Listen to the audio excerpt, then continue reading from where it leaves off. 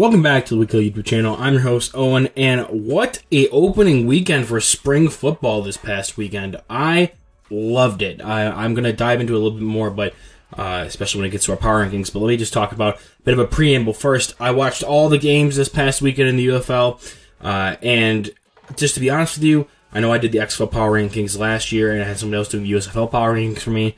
Kind of ended that, and the reason was because I was kind of burnt out from spring football. There was this drop off of quality, and the novelty was gone after a while, which the quality wasn't able to pick back up for it.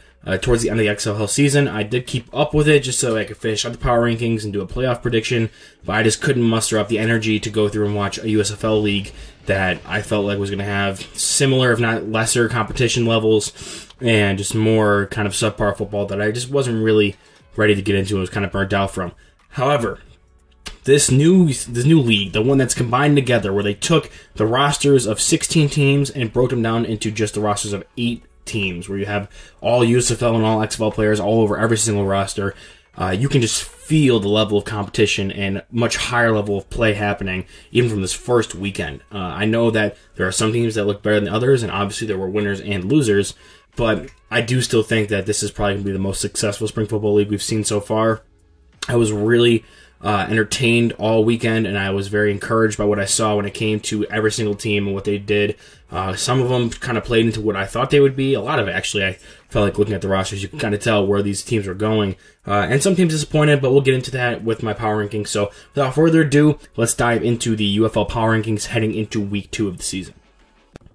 So for our number 8 spot, dropping 2 here, and the one team that I felt like was kind of a tier below the rest, even though I know their game was kind of closer and than other games were, ended up being. And all I just said, how the level of competition was pretty high throughout the entire league for what it was as a spring league. I feel like the one team that maybe was not the most overwhelming match to that, and probably was the most underwhelming team, and what the reason why the number 8 here is the Houston Roughnecks after their 18-12 loss to the Memphis Showboats. They gave the starting quarterback, I thought it was going to be Reed Sinnett. They went with Jared Guarantano. I think that's how you say his name. He's a higher upside play than Reed Sinnett, but also he's a big gamble. I haven't really seen much of him, mostly because he was unspectacular in college. He played, he ended his career at Washington State with some really subpar numbers, didn't really get a lot of starting opportunities, and when he did, he didn't really make the best of them. He wasn't even able to really stick on an NFL practice squad, got a couple looks in the preseason, but other than that, after going on draft in 2022, never really even sniffed an NFL roster. So I love watching his game. I think he has a strong arm. He made some nice plays. I think he does lack a lot of consistency that comes with guys who are more seasoned starters and just overall more mature quarterbacks. But he will be someone I'm incredibly interested in seeing if he can develop. Within the UFL, he's going to have access to better coaches, a lot more playing time, a lot better receivers than he did throughout his time at college football. So with some good coaching and given an opportunity he wasn't really given in the NFL or even in the college football sphere, I think he could get better. And one of the reasons I say that is because they are surrounding him with some good pieces on the offense. The rushing offense, though, was not one of those. Former Pittsburgh Mauler Isaiah Henney, who I had some high hopes for, he was kind of disappointment. He got absolutely knocked out on a wide receiver screen, and that was taken back for a touchdown. The fumble he up there, and only really had 2 catches for 9 yards prior to that. So it wasn't really a great game for him. I know injury was kind of an issue there, so I didn't want to hold him to his feet too much to the fire. Then we have one of the biggest bright spots in the team, which was Reuben Foster, who I liked in Alabama. There was the whole domestic violence thing that got dropped, and he was a first-round pick in the NFL. I was surprised he didn't perform as highly in the USFL as I thought he could, because I felt like he had that pedigree and that athletic upside, which he did show here in this game with the one bad play by Case Cookus all game, which was the Reuben Foster just elite interception. Cookus didn't see underneath. He made a high point interception from the underneath route and made a decent return. So I do think they have a good, solid piece on defense in Reuben Foster. So there is some bright spots on this roster, even though a lot of it is unproven. And so the theoretical talent is there. They're going to rely mostly upon the major development from their quarterback, who's totally unproven, and he kind of showed that this week. And I think their defense needs to create a lot more splash plays consistently to keep the game in it for the offense. And, just relying on splash plays isn't really a good method to kind of win games consistently. Those, turnovers are very finicky and have a lot of luck to them. So you can do as much as you want, and this defense is really good at getting turnovers in this game specifically, but they're not going to be able to do that as teams get more seasoned throughout the year here in the UFL, and they're going to get more on time, more chemistry, and it's just going to turnovers are going to be harder to come by. And if that's what they're relying on to win, I don't think that's really a formula for success for the Roughnecks. So they're here at number 8. So staying consistent at number 7 is going to be Arlington Renegades. I couldn't move them down or up despite having a very close win with a very much better team in the Birmingham Stallions. I just couldn't find a team above them that I really liked them more than.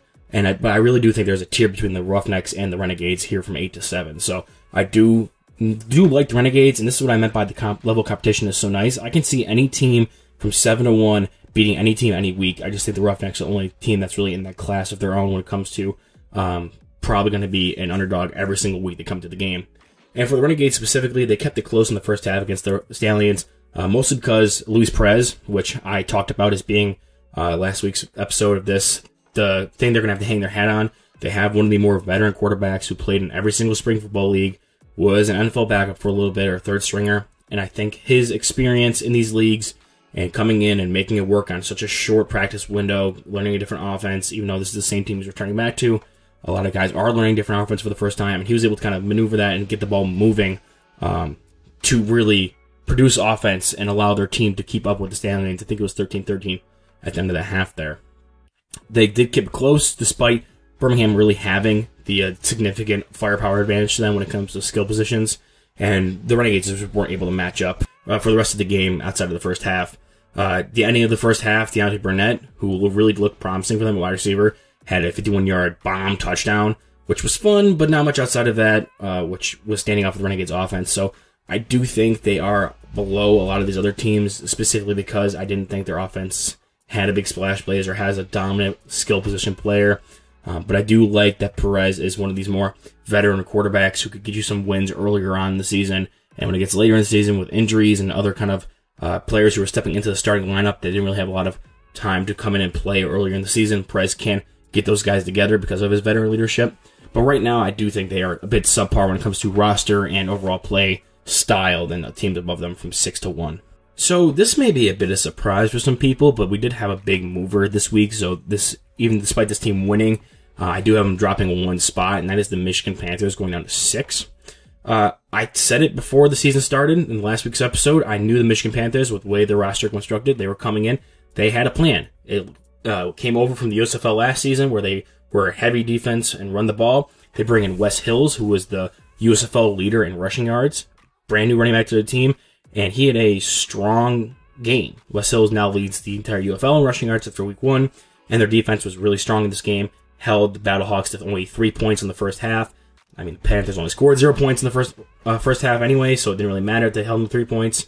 But the defense hung in there and really helped them keep staying in this game. Wes Hills really showed out at running back.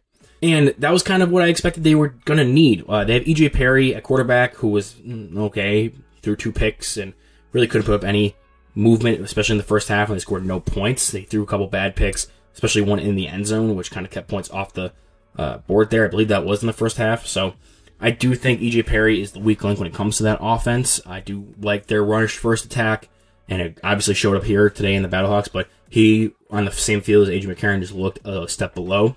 They overcame those mistakes to secure the win versus a better overall team, the Battlehawks, obviously, because they're higher than them on this list in my eyes. But this win was possible because of the formula they run, which is really conducive for early season success, and then kind of tapers off and falls off as teams get the wind under them and get their passing attack going more. Michigan doesn't really have a ceiling of teams like St. Louis, DC, Birmingham, and maybe even Houston. If their quarterback can figure it out, they just have better offensive weapons overall on the outside. And if their quarterback can figure it out in Houston, I think their passing attack could be better, which will be better off later in the season. As well as a 64-yard field goal from a kicker who hasn't made a kick since high school. So that's not really repeatable, especially as the season goes on and teams get more and more chemistry and get more and more playing time together. But overall, it was what I expected from Michigan, which is both reassuring that their identity established in week 1, that strong defense, strong run game, but also a bit alarming since there isn't much upward trajectory for their offense moving forward. So I'm not really sure how much of a ceiling this team's going to have. Could they make the playoffs? Sure. I do think that strong defense and strong run game, especially in a league like the UFL where it's a spring league and you have some teams that have talent deficiencies at certain positions. If you can have that strong foundational base that works at every level of football to a certain degree, you may have some good success. I just see a kind of limit, a cap on what this team can achieve offensively. And if teams can get better in their passing game, as well as progress their defense to try to combat that later on in the season, especially if injuries, especially this hard-nosed football style, injuries can really impact this. So Michigan is a team I just don't really see a high ceiling, even though they beat a team that I have significantly higher on them on here on this list of power rankings. And at number 5, we have our biggest mover of the week. The San Antonio Brahmas took down the DC Defenders, which we'll get to the Defenders in a little bit. They do not move ahead of the Defenders because I still do believe Defenders are an overall better team. Now let's dive into what makes the Brahmas move up 3 spots in these power rankings. They looked way better than what I expected coming into this. Like I said, I had them at my number 8 team last week, looking at their roster and just kind of anticipating how this season was going to go for them based on that. I was never a huge fan of Chase Garbers at Cal, but he threw back to that kind of college days where he looked kind of promising when it came to being like an NFL backup, and he was really just solid throughout the entire game, getting the ball to his exciting playmakers. He didn't turn the ball over at all, and to talk about those playmakers, Jontre Kirkland, who had 8 catches for 61 yards and a touchdown, he had 45 yards after the catch, so Garbers just dishing the ball to him and letting him work after with the ball in his hands. That's a good way to have success with a guy who's limited as Garbers is, who excels at getting the ball to him in the short field, so allow him to do that, and like an athlete like Kirkland really makes some plays after the ball is in their hands. And then you have Anthony McFarland at running back, who had 9 carries for 47 yards, and but no touchdowns. He really popped, though, when you saw him on get to the edge of the plays. He had really some high-end athletic plays in this game, so every time the ball touched either of those guys' hands, you kind of saw a rise in athletic talent when it comes to the playmakers on the offense, and they kind of just popped off your screen. So I do think that the Brahmas do have some offensive talent that Garbers can dish to and really not have to do too much himself, and he really has guys who can insulate him and make him look better than he is. That defense is what really surprised me. It's a bend not break kind of style of defense. Let the DC Defenders get into the red zone a lot, but they only came away with field goals. Splash plays, especially in the red zone when it came to turnovers, really swung the game for them in their favor. However, you do realize that the DC Defenders are higher than them on this list. I'm not sold entirely on their passing offense being this solid moving forward. Garbers is promising, especially getting to the ball in the short areas to these athletic playmakers. But not every week is going to have the other team throwing the game away with bad interceptions and random injuries to the quarterback that'll come in and then throw an interception after that. It's going to be a lot more cleaner moving forward. This is just week 1. And this may be a controversial pick because they're so close together after what I previously just talked about with the Brahmas. But dropping 1 spot from 3 to 4, we have the DC Defenders. It was an overall rough game for both sides of the ball. The defense was put into a lot of rough situations by the offense, so even though I thought the defense was going to excel, especially early in the season like this, they weren't really given a lot of opportunities to be put into positions to succeed. They were given a lot of short fields, and with the turnovers and stuff like that, they were constantly on the field, with their offense not being able to move the ball. I do think the defense was kind of set up to fail. In this one, I do think the defense will be better moving forward. The offense, they were just terrible in the red zone, the highlight of which was the sequence where the defenders were down 1 score. They were down 8 points. They could have, with the UFL rules, scored and did a 3-point conversion to take the lead, or scored and did a 2-point conversion to tie the game at least. They were, blank and goal situation. Jordan Ta'amu, the quarterback, had to leave the game with an injury for 1 play. There was a false start. Then the O-lineman who false started spit on a defender who is now cut, the offensive lineman is.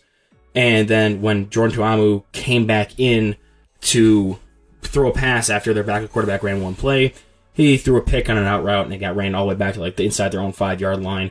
And it was kind of a whole, if you want to think about them scoring 9 points and then giving up the 6 there, that's like a 15-point swing right there. They could have taken the lead on that drive and instead really just buried themselves and put themselves out of reach to even come back in this game. I do trust Jordan Ta'amu in the defense to be much better moving forward, which is kind of why I have them higher up than the San Antonio Brahmas. It took that 16-point swing on that red zone drive, which led to the Brahmas' final touchdown, when DC was starting to tie the game or even take the lead, and then a fake punt TD pass by the Brahmas to beat the defenders. So I do think the defenders overall, if this team plays 9 times out of 10, the defenders are going to win. The Brahmas aren't going to be able to complete a punter on his third read and a fake field goal pass to a touchdown to a center, as well as this really bad pick off this really awful sequence where the defenders were threatening to take the lead. That's not going to happen every time teams are going to play. One team's going to be a lot more sound. One team may make more mistakes than they did. It took a perfect game by the Brahmas to beat the defenders and the defenders to have the absolute worst game they possibly could have for the Brahmas to beat them the way they did, which is why I have them kind of flipping the standings here with the DC Defenders, the losers, being higher than the winners of the San Antonio Brahmas. And now moving up a spot is the Memphis Showboats, who beat the Houston Roughnecks 18-12. Really quick evaluation here, just because I talked about a lot of this in the preseason. They kind of showed up and showed out in the way I thought they would. Case Cookish showed that he is up with AJ McCarron for one of the best quarterbacks in the UFL in his very first game. I know I really liked him back in the inaugural USFL season when he went all the way to the championship against the Birmingham Stallions. Got hurt. He didn't really get his opportunity in the NFL because of that injury. Came back. I didn't really watch the USFL last year, so I couldn't tell you how he was. But he looked back to his first season level of talent here in this first game for the Memphis Showboats, and I really did like how he looked. Not only that, the defense showed up against the Roughnecks and kept the game in their control until really late when the Roughnecks scored a late touchdown. Overall, this team is just really good. Like the quarterback and the passing offense is going to consistently be good. You have a guy who's proven in the Spring Football League, like the UFL, to be successful in Case Cookish. You have some weapons around him, and the defense showed that they can control games against subpar offenses, which there are some that are going to be worse than what the UFL or than what the Memphis Showboats are showing them in practice every day. So I do think the defense is going to be better against these worse offenses, similar to the teams that they're playing, like the Houston Roughnecks. The one thing I do need to criticize is the rushing offense needs to improve. I thought Darius Victor was a great signing for them to bring him in, and he had 3 yards on 10 carries, even worse. So if they can find a rushing offense, maybe it's the blocking scheme, maybe it's rotating in different rushers, and just not having your quarterback be your leading rusher in the game, especially one that had an ankle injury, I think that's going to be pivotal for them to be successful going forward. However, I do think they felt a little more complete as a team than a team like the DC Defenders do. They have their passing game already figured out, they have their offense figured out, and their defense looks strong. So I do think they are slightly better as of right now than DC Defenders going into week 2. And we do have a bit of a change here at number 2 and number 1. We do have them flipped. So the St. Louis Battlehawks are moving from 1 to 2, and the Birmingham Stallions are going from 2 to 1. Starting with the Battlehawks, their offense was very slow moving in the first half. I know they played a really strong defense, probably the best one or one of the best ones in the UFL when it came to the Michigan Panthers, but 3 points in the first half for that loaded of a passing offense. I'm still got to question that, even though it is week 1, and like I said, a strong defense.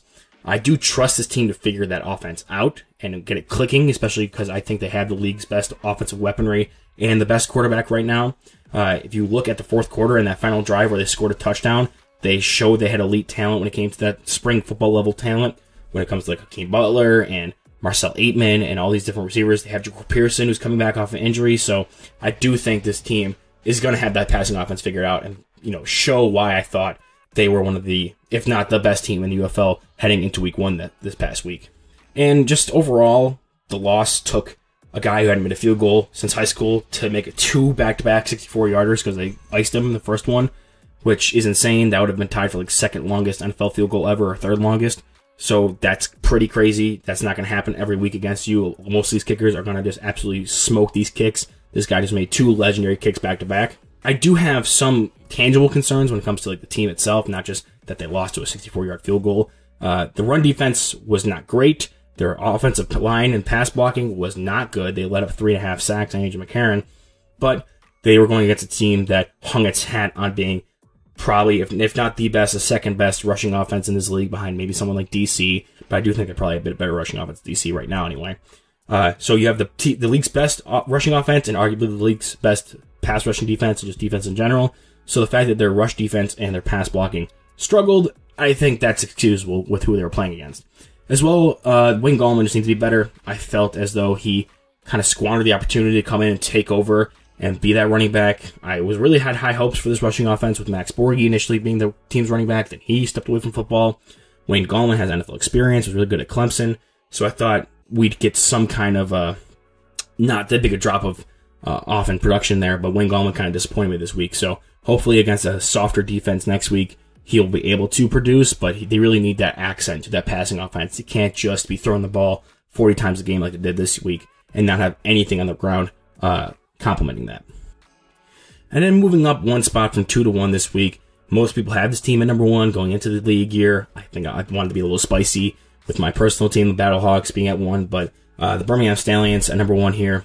They were in a battle to start the game. I mean, they went against a veteran quarterback and Luis Perez and the Renegades, who were the XL champions last year. So it's kind of excusable, especially for week 1 when not everything is going to be clicking right away. And they even had a rookie quarterback in with Matt Corral, so I didn't really expect them to be getting off on the right foot, not unlike a team like the Renegades, who was returning their starting quarterback and their coach and everything, had that system in place. So them coming out and having a close first half with this team that I feel like is very much lesser in talent than them is not that surprising, but their veteran coaching staff and roster made some good adjustments in the second half, and they really pulled away there. Matt Corral, the rookie quarterback I mentioned previously, he was unspectacular. I wasn't really moved by him, but he had some splash plays, which looked promising moving forward, going into future games. He did have that big touchdown pass, so I do think he did some stuff that really made me think, okay, there's something to go up here. I wasn't the biggest Matt Corral guy when he was coming out of college, so I do think he could be a good quarterback here. I think he's got higher upside than the guy that the Roughnecks are coming out with, but I do think he's probably not even in like top 3 quarterbacks right now, especially after that first week. And then the running backs for this team, I felt like really showed out, and this is another team maybe that's up there with the Panthers for like best rushing offense in the league right now. Person and Marable, both out of the backfield, they're a promising young duo. They got 2 good running backs there. Marable was over 100 all-purpose yards, and Person was just an athletic dynamo out there, so that's really accenting what they got in like a tight end, Jay Sternberger. They have Deion Kane. They have a lot of weapons there, and they really showed up in this week 1 game against a subpar or a lesser competition in the Arlington Renegades. Even though it's not that far off, I do still think they are the better team overall, and this team probably looked the best out of all the teams that played in week 1 of the UFL. So that is my UFL power rankings heading into week 2. There are a lot more exciting games coming up this week. I thought about predicting, but this video is already getting a little long. Tell me who you think is going to win this week. Tell me who your team is personally, and I'll catch you next week for the UFL week 3 power rankings.